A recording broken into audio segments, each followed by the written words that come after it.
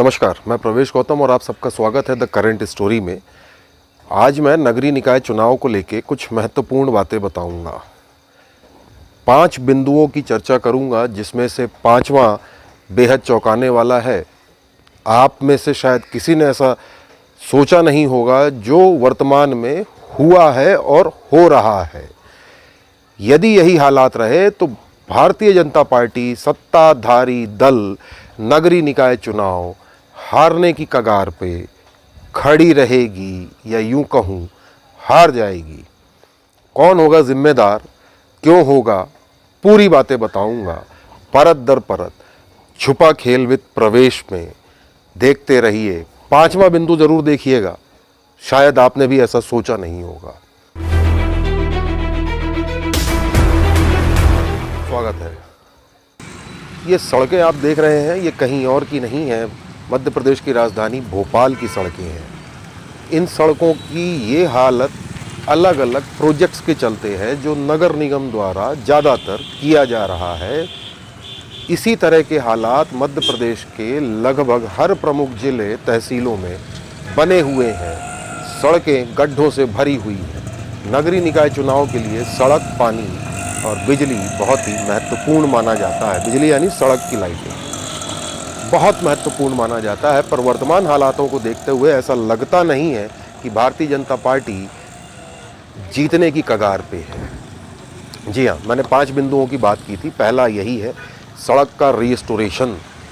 आप पानी की पाइपलाइन बिछाइए, सीवरेज प्रोजेक्ट डालिए, कोई दिक्कत नहीं साहब, पर आम आदमी को कष्ट ना हो। ऐसे कई इलाके हैं अकेले राजधानी में जहाँ सालों पहले, 2 साल पहले पाइपलाइन डली थी, रिस्टोरेशन आज तक नहीं हुआ। कुलार उसका उदाहरण है, विदिशा रोड में बहुत सारे उदाहरण मिलेंगे। कौन है जिम्मेदार? नगर निगम? शायद हाँ और शायद ना क्यों, वो भी बता रहा हूँ। दरअसल हुआ क्या, नगर निगम या नगरीय निकाय या नगर पालिका परिषद, ये जितनी भी हैं, ये गवर्न होती हैं नगरीय प्रशासन संचालनालय से।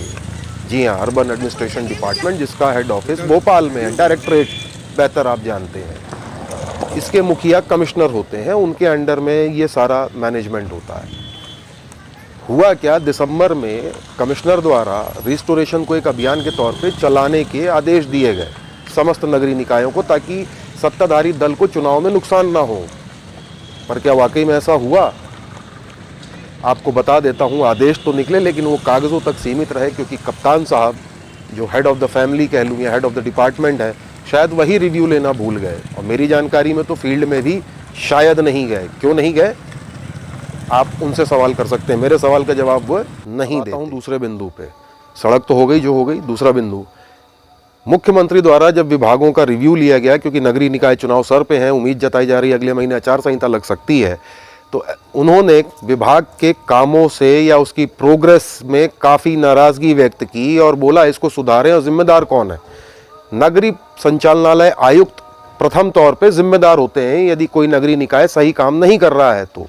लेकिन यहाँ पर हमारे आयुक्त की किस्मत शायद अच्छी चली। हमारे सूत्रों ने बताया कि उक्त बैठक में आयुक्त के फेवर में सीएस, जी हाँ, चीफ सेक्रेटरी ने सीएम को फीडबैक दिया कि विभाग की यह हालत पूर्ववर्ती कमिश्नरों यानी आयुक्तों द्वारा की गई है, बल्कि वर्तमान आयुक्त तो स्थिति सुधार रहे हैं। जबकि हमारे सूत्रों ने यह भी बताया कि उनकी पदस्थापना को हुए लगभग 8 महीने हो गए हैं। 8 महीने में जमीनी दौरा शायद ही एक आध जगह किया हो। आपकी नगर पालिका में आए या नहीं, पता करिएगा। मेरी जानकारी में तो 2-3 से ज़्यादा नहीं है 8 महीने में। बहरहाल जो भी रीज़न रहे। बिंदु क्रमांक 3, तीसरी बात जो मैं बताने जा रहा हूँ कि पिछले लगभग 6-7 महीनों में नगरीय प्रशासन संचालनालय द्वारा किसी भी नगरीय निकाय में कोई नया प्रोजेक्ट लॉन्च नहीं किया गया है, जिससे आम जनता को ये मैसेज दिया जा सके कि वर्तमान सरकार उनके लिए काम कर रही है, मूलभूत सुविधाएं दे रही है। इस विभाग को इलेक्शन मैनेजर भी माना जाता है राजनीति में, क्योंकि वोटर सबसे ज़्यादा जुड़ता है तो अपने पार्षद से, और वहीं पे सड़क, नाली, पानी, इन चीज़ों को देख के ही सत्ता को रैंकिंग देता है और निर्णय लेता है कि वोट देना है या नहीं। चलिए, 3 हो गया। अब मैं आता हूँ चौथे पे। एक बात जो सबसे ज़्यादा चौंकाने वाली है कि कोई भी कप्तान अपनी टीम को सोच समझ के चुनता है और उसमें फेरबदल जल्दी नहीं करता है, ताकि खिलाड़ियों को सेट होने का मौका मिल सके और वो माहौल और एम्बियंस के हिसाब से काम कर सकें। मैं क्रिकेट मैच की बात नहीं कर रहा हूं, मैं बात कर रहा हूं नगरीय प्रशासन संचालनालय की, जिसमें वर्तमान नगरीय प्रशासन आयुक्त के आने के बाद 5 से ज़्यादा बार, मेरी जानकारी में तो 6 बार हैं, पर फिर भी 5 से ज़्यादा बार आप कह सकते हैं, कार्य विभाजन हुए संचालनालय के अंदर। मतलब एक अधिकारी को आज ये पदस्थापना मिली, 1.5 महीने में दूसरी मिली, मतलब वो अपना काम समझ नहीं पाया, एडजस्ट कर नहीं पाया कि अगला तबादला। ऐसे में स्थिति ये हो गई है कि वहां पे अधिकारियों की, जो हमारे सूत्रों ने बताया कि नए कार्य विभाजन आदेश तो आ गए, लेकिन मन में ये शंका रहती है कि कब तक रहेंगे इस पद पे, कब तक ये काम करना है, इसलिए देखते हैं अभी कब तक है। नतीजा, जमीन पे फॉलो अप लेने वाला कोई नहीं बचा। वहीं पे इसमें एक चौंकाने वाली बात और आती है कि कुछ एक अधिकारी जिनके पास अति महत्वपूर्ण काम है, उनका कार्य विभाजन आदेश जारी नहीं हुआ, वो शुरू से वही काम देख रहे हैं, लेकिन उनके कार्य में प्रोग्रेस, भगवान ही मालिक है। चुनाव में शायद जनता इन चीज़ों का जवाब सरकार को दे। 4 हो गए, जैसा कि मैंने बताया था, 5वां बहुत ही महत्वपूर्ण है, ध्यान से सुनिएगा। नगरीय प्रशासन विभाग बहुत महत्वपूर्ण माना जाता है। इसमें 2 मंत्री हैं, आपको भी पता होगा, जो राजनीति देखते हैं, समझते हैं या विभाग से जुड़े हैं, शायद उनको मालूम हो कि 2 मंत्री हैं। पहले मंत्री कैबिनेट मंत्री भूपेंद्र सिंह, उनके पास क्या काम है सब जानते हैं, आप भी जानते हैं, मैं भी जानता हूं, हर कोई जानता है। एक दूसरे मंत्री हैं राज्य मंत्री OPS भदौड़िया। जी हाँ, इनको कहने को तो राज्य मंत्री बनाया गया है नगरीय प्रशासन विभाग का। इनके मंत्री बने हुए भी काफ़ी समय हो रहे हैं, 5-6 महीने। क्या आप में से किसी को पता है कि इनके पास कौन सा प्रभार है? राज्य मंत्री के पास कार्य विभाजन होता है कि राज्य मंत्री ये काम देखेंगे, कैबिनेट मंत्री ये काम देखेंगे। मैंने जब पड़ताल की विभाग के अंदर, एक अधिकारी ने भी जवाब नहीं दिया कि विभाग के राज्य मंत्री यानी नगरीय प्रशासन राज्य मंत्री OPS भदौड़िया के पास क्या प्रभार है।